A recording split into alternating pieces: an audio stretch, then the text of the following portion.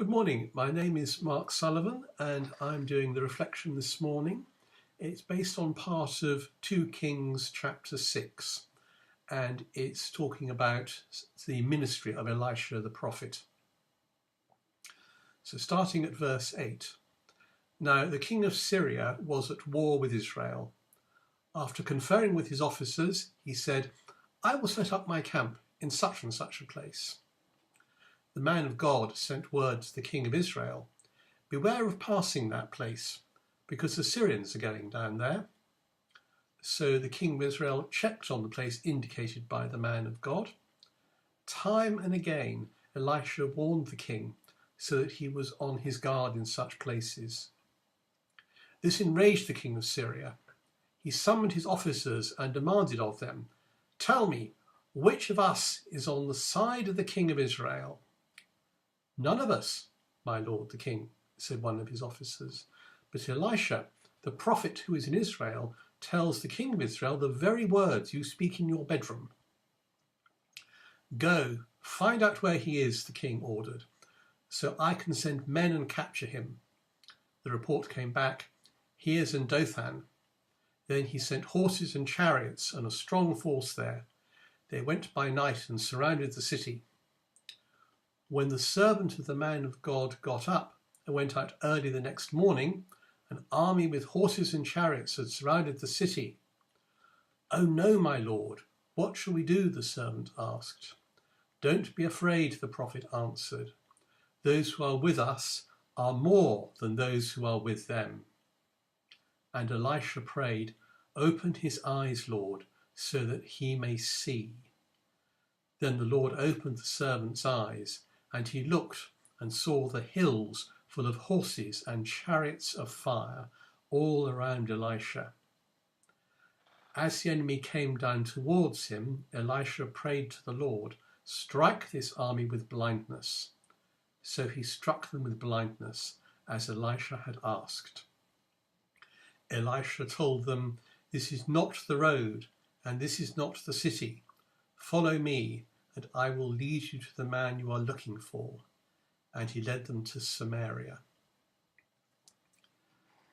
So that's the main part of the story. It's a fairly long reading, I know.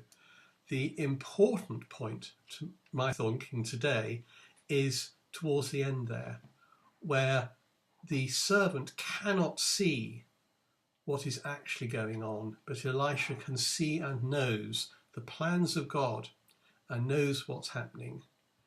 And Elisha knows that the power of God and those on the Lord's side infinitely outnumber those on the side of the king of Syria.